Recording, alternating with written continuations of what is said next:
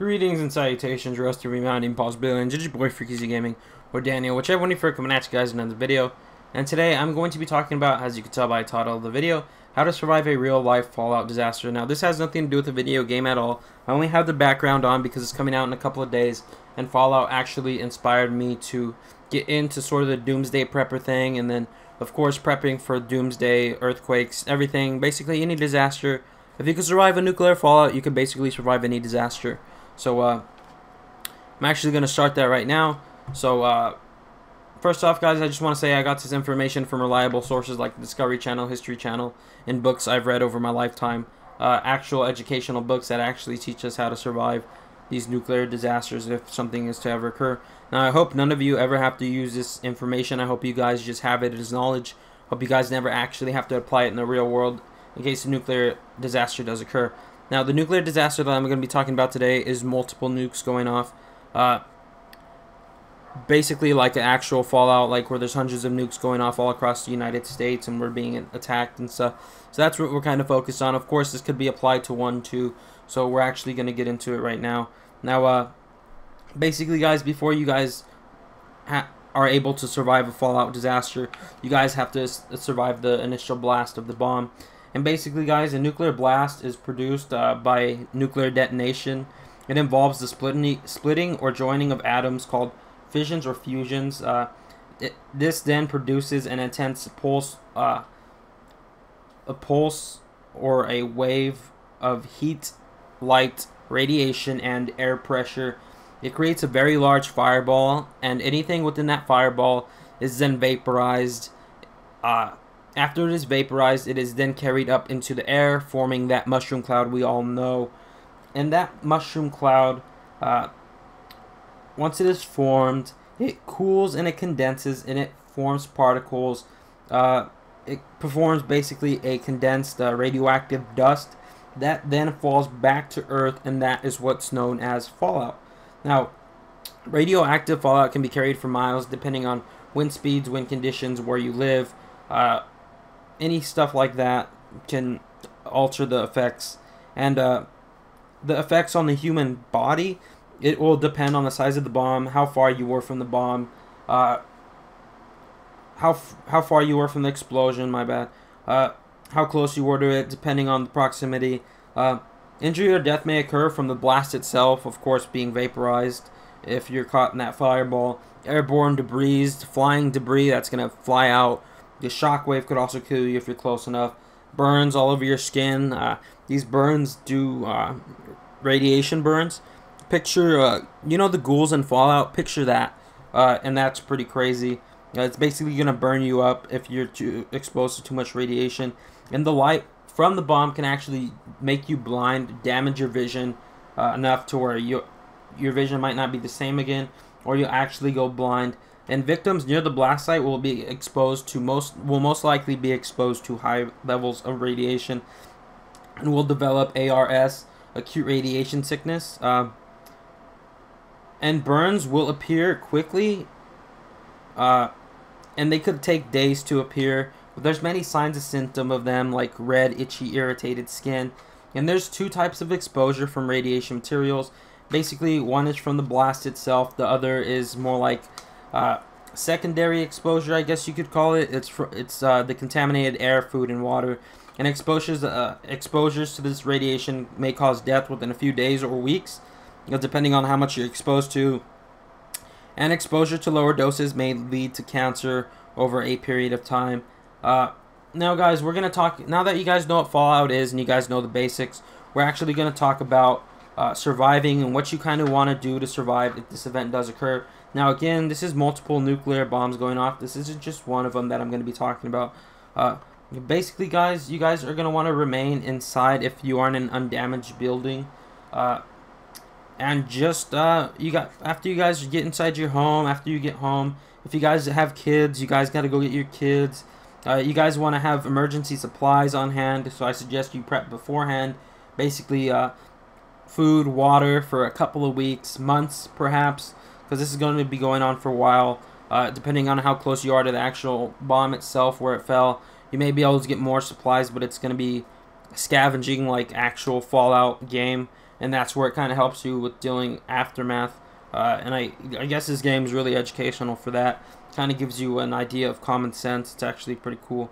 But anyway, guys, if you are in an undamaged building, all you guys are going to want to do is close your windows and doors, turn off your air conditioners, heaters, and ventilation systems. Then you guys are going to want to, if you guys were outside during the blast, all you guys are going to want to do is take off your clothes, take a shower, use as much soap and water on your body as quickly and as soon as you possibly can, and as much as you possibly can. And you guys are going to want to stay where you are inside your home, basically lock your doors, windows, stuff like that, and try to stay in the middle of the room, in my best opinion, so basically the walls and stuff will absorb the radiation. Of course, you'll get radiated. Now, if you have potassium iodine tablets, you guys could actually get this at the 99-cent store. Basically, any big retailer sells potassium iodine tablets. These potassium iodine tablets, what they do is they protect your thyroids from radiation in case an event like this is to occur. In your thyroids, where most of the problems will occur from the radiation.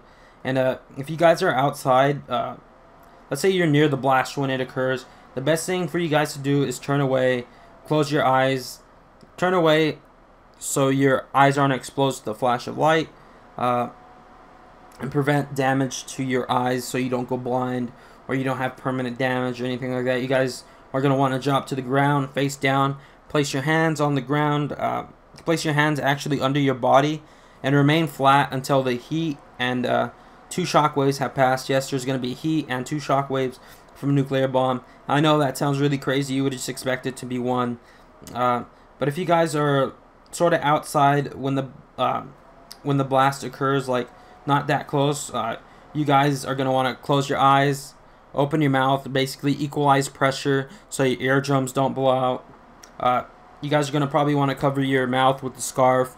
So just cover your mouth with some kind of fabric, a towel, whatever. You could even use your shirt. Just put your shirt over your face. I actually put my shirt over my face for some reason, like you guys could see me. I don't know why I did that. I just get really into commentating sometimes. And you guys are going to want to remove any clothes as soon as you possibly can. Of course, wait till you get home. You don't want to be nude in the middle of the streets and stuff like that. Wipe down your clothes if there's any dust on them. Cover your mouth and nose while you do this, of course. Get to your house. Basement is great. Fallout shelter, of course, would be amazing. There are some in cities and some on houses. Under an underground area, preferably away from the location of the wind. Which ways the wind's blowing, you probably don't want to be there if you're really close to it. You guys are just going to seek shelter again. Seal off your doors, windows. Shut off ventilation. If you could see the radiation cloud approaching, best thing to do: shut doors, windows.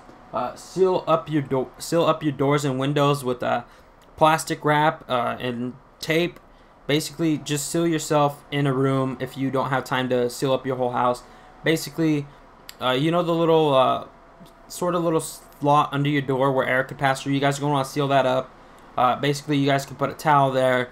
You guys are going to want to, on the windows and stuff, you guys are going to want to put like tape and plastic bags, basically making window over your window, if that makes sense. Basically, so no air could get in from the window whatsoever, because there's still small little crevices where radiation could get through. You guys are going to want to have like emergency supplies. Basically, don't eat anything that was outside. Of course, if it was in shelter, you may be able to eat it. Now, you guys are going to want to store your food and water in something, fridge, whatever. Store your food and water in something, and make sure, hopefully you guys have emergency supplies on hand. Again, I suggest you wait inside your home until it passes, because 40% of people most likely are actually going to try to leave and stuff like that.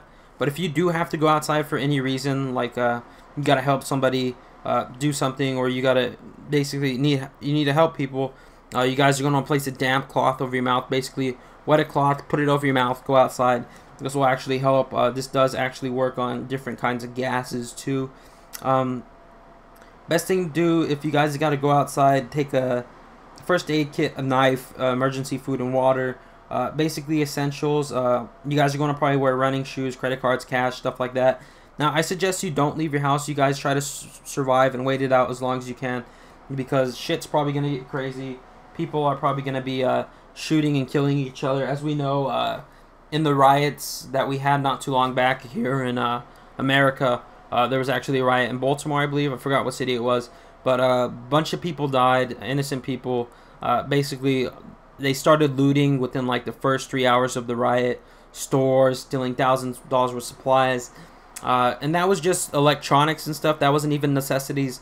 Now picture necessities where people actually needed to survive. Picture how many casualties there would be on that alone. I suggest not trying to get out of the city, because if you guys try to get out of the city, picture about 40% of the cars are going to automatically zoom to the highway trying to find safety and shelter. Now 40% of American cars, think about that. That's a lot of cars on the freeway. That's bumper to bumper traffic. That's craziness. That's basically a death wish, because somebody's going to crash, going to block up traffic. Some dude might get mad because he's panicking, shoot some other dude. Cars are blocking the way. Now your car is stuck in the middle of the freeway. You can't throw it in reverse. You can't go forward. And all your supplies are in your vehicle, and you're away from your house. And that's the worst possible situation I could see being in. And you guys are out in the open, exposed to, of course, another blast if it does occur.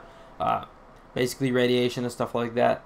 Now, if you guys want to know any more about this subject, please leave me a like, comment, and subscribe. Help me achieve my goal, my dream, becoming one of the biggest YouTubers on YouTube. If you guys want to know how to survive any other disaster, let me know. I do know how to survive a lot of disasters, actually. I actually learned when I was really young.